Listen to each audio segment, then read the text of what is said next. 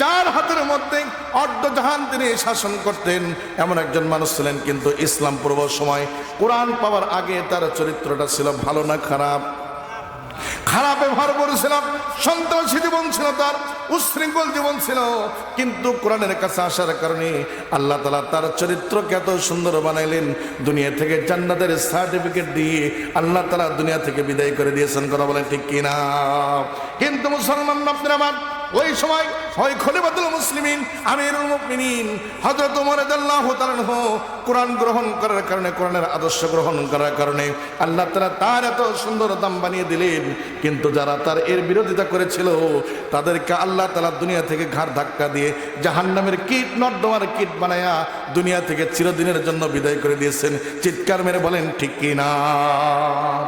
আজও বাংলাদেশের জমিনে যারা আলেম ওলামার বিপক্ষে কথা বলে, কোরআনের বিপক্ষে স্লোগান দেয়, তাদেরকে আল্লাহ রাব্বুল আলামিন এই দুনিয়া থেকে নয়, এই বাংলাদেশের জমিন থেকে তাদেরকে ঝাড়ু পিটা করে মামুর দেশে পাঠাই দিচ্ছে।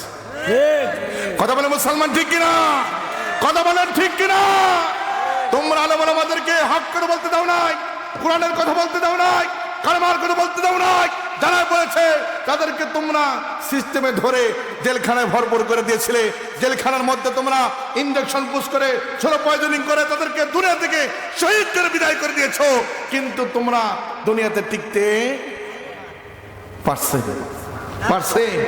ওরা বলে খেলা হবে। কি হবে? খেলা হবে। কিন্তু আল্লাহ তাআলা খেলার সমস্ত খেলোয়াড় কি? কথা বলেন কে? আল্লাহ তাআলা এমন খেলোয়াড় তোমাদের সাথে এমন খেলা খেললেন, তোমরা বলতেছিল 45 সাল 41 সাল। আল্লাহ বলছে থাম, 2024 সালে সুপার ডে ছেড়ে দেবো। কথা বলেন ঠিক কিনা? কথা বলেন মুসলমান ঠিক কিনা? আল্লাহ রাব্বুল আলামিন কোরআনুল কারীমের মধ্যে বলতেছেন লিতুখরিজান নাসা মিনাজ যুলুমাতি ইলান নূর। আল্লাহু আকবার। আল্লাহর কালাম যতই পড়ি ততই ভালো লাগে, আল্লাহর কালাম যতই শুনি ততই মধুর লাগে। চিৎকার মেরে বলেন ঠিক কিনা? আমার মুসলমান বান্দা আমার, আল্লাহ তাআলা কোরআনুল কারীমের মধ্যে সুন্দর করে জানিয়ে দিলেন, হে দুনিয়ার মানুষেরা তোমরা শুনে রাখো, তোমরা যদি কোরআনের কাছে আসো, কোরআন তোমাদেরকে ধোঁকা দেবে না, তোমাদের সাথে চিটিং করবে না, তোমাদের সঙ্গে বাটপারি করবে না। বরঞ্চ তোমরা যারা দুনিয়ার জমিনের মধ্যে নেতা সেজেছে, খেতা সেজেছে, ছাতা মাথায় দিয়ে ঘোরে, ওই ছাতা উল্টা দিকে ঢুকবে। কথা বলে ঠিক কিনা? হে মুসলমান বান্দা আমার, আল্লাহ রাব্বুল আলামিন খলিফাতুল মুসলিমিন আমিরুল মুমিনিন তার জিন্দেগি কেমন ছিল, ছোট্ট একটা ওয়াকিয়া, ছোট্ট একটা ঘটনা আপনাদের সামনে বললে আপনারা কি নারাজ হবেন? মন খারাপ করবেন? তাড়িয়ে দিবেন? হে মুসলমান বান্দা আমার, খলিফাতুল মুসলিমিন আমিরুল মুমিনিন খিলাফত কাল চলতেছে। আল্লাহর নবীর সাহাবী যখন তিনি শাসক ছিলেন, তার সামনে একদিন তার বিবি কিছু পিঠা খাইতে দিলেন। ও মা বোনের একটু কান পেতে সুন্দর করে শুনবেন। এ মা বোনেরা দেখেন, একজন মানুষ কত সুন্দর হলে তার বিবির উপরে এত সুন্দর আচরণ করতে পারে, একজন বিবি কত সুন্দর হলে তার স্বামীর জন্য এত সুন্দর ব্যবহার করতে পারে। ও মা বোনেরা সুন্দর করে কথাগুলো হৃদয়ঙ্গম করবেন। খলিফাতুল মুসলিমিন আমিরুল মুমিনিন তিনি যখন উপস্থিত, তার সামনে কিছু পিঠা খাইতে দিল। কি খাইতে দিল? পিঠা খাইতে দিল। খলিফাতুল মুসলিমিন আমিরুল মুমিনিন বিবিকে ডাকতে বলতেছেন, বিবি রে, ঘটনা কি? আমার ঘরের মধ্যে 3 বেলা ঠিক মতো খাবার রান্না হয় না, আমি ঠিক মতো খাবার যোগান দিতে পারি না, কিন্তু তুমি স্পেশাল পিঠা কোথায় থেকে পাইলা? জানার দরকার আছে না? নাই? খলিফাতুল মুসলিমিন আমিরুল মুমিনিন বিবিকে ডাকতে বলতেছেন, বিবি এত সুন্দর তুমি পিঠা কোথায় থেকে পাইলা? আমাকে বলো দেখি। আমার ঘরের মধ্যে তো এমন সংকট নাই, খাবারের ব্যবস্থা হয় না, রাষ্ট্রীয় কোষাগার থেকে সামান্য একটু আটা পাই, সেখান থেকে আমার সংসার চলে মাত্র। তাহলে তুমি স্পেশাল পিঠা কেমনে বানাইলা আমাকে একটু খুলে বলো দেখি। বিবি ডাকতে বলতেছেন, স্বামী টেনশন করেন না, আপনি পিঠা খান। খলিফাতুল মুসলিমিন একটু কিন্তু অন্য মেধাদের মানুষ, কথা বলেন ঠিক কিনা? বিবিকে ডাকতে বলছিলেন, বিবি আমি যতক্ষণ পর্যন্ত না জানতে পারবো এই পিঠা তুমি কোথায় পাইলা, না জানা পর্যন্ত পিঠা আমি মুখে দিতে পারবো না। আল্লাহু আকবার। খলিফাতুল মুসলিমিন এমনটা বলার সঙ্গে সঙ্গে বিবি ডাকতে বলতেছেন, ও স্বামী, আমি আপনার স্ত্রী, আপনি পিঠা খাইতে পারেন নিঃসন্দেহে, আপনি টেনশন করেন না, চিন্তা করেন না, এটা আপনার জন্য হালাল, আপনি খান। এবার খলিফাতুল মুসলিমিন আমিরুল মুমিনিন ডাকতে বলতেছেন, বিবি আমাকে আগে বলো তুমি পিঠা কোথায় থেকে পাইলা? তোমাকে কেউ কি হাদিয়া দিয়েছে নাকি? তোমাকে কেউ কি দান করছে নাকি? নাকি তুমি কোথাও থেকে চুরি করছো? সন্দেহ দেখেন, বলতেছে বিবি তুমি কি চুরি করছো নাকি?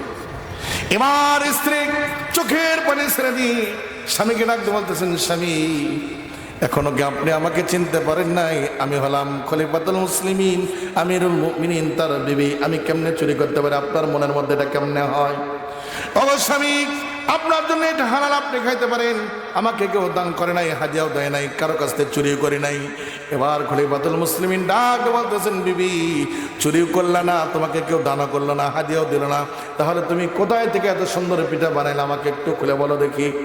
বিবি চোখের পানি ছেড়ে দেখ ডাক বলতেছেন, স্বামী ও খলিফাতুল মুসলিমিন, আমাদের ঘরের মধ্যে প্রত্যেকদিন রাষ্ট্রীয় কোষাগার থেকে যে আটা বরাদ্দ করা হয়, আমি সুন্দর করে রুটি বানাই, আপনি গ্রহণ করেন, আমার সন্তানরা খায়, আমি খাই, সংসার চলে। কিন্তু আপনি পিঠা খাইতে পছন্দ করেন বিধায় আমি প্রত্যেক দিন আটাগুলো থেকে এক মুষ্টি করে 6 মাস পর্যন্ত এই আটাগুলো একত্রিত করে আপনার জন্য পিঠা বানাই আপনার সামনে দিয়েছি। আল্লাহু আকবার। আমার মুসলমান বাপরা, আমার খলিফাতুল মুসলিমিন ডাকতে বলতেছেন, বিবি ঠিক আছে বুঝতে পারলাম এটা আমার জন্য হালাল, কিন্তু আমি এটা গ্রহণ করতে পারবো না রে বিবি, কারণ আমি হলাম অর্ধজাহানের খলিফা। আমার মন বলে আমি কি জানি কি করতেছি, আমার প্রজাদের মধ্যে আমি খাবার ঠিক মতো পৌঁছে দিতে পারছি কিনা, আমার এটা মন বলে না আমি কিভাবে কি করতেছি। কিয়ামতের দিন হাসরের ময়দানে আল্লাহ রাব্বুল আমিন যখন বিচার বসবেন, বিচারকের আসরে বসবেন, আমাকে যখন দেখা হবে, আর ওই সময় যদি আমার এই প্রজারা যদি আমার বিরুদ্ধে মামলা দায়ের করে, ওগো আল্লাহ, ওই যে খলিফাতুল মুসলিমিন আমিরুল মুমিনিন হযরত ওমর অর্ধজাহানের খলিফা ছিল, এই খলিফা থাকা অবস্থায় আমরা প্রজারা ঠিক মতো 3 বেলা খাইতে পারি নাই, ভালো খাবার কোনোদিন খাইলাম না। কিন্তু খলিফাতুল মুসলিমিন আমিরুল মুমিনিন তিনি 3 বেলা খাবার খাইতেন, আবার স্পেশাল পিঠাও খাইতেন।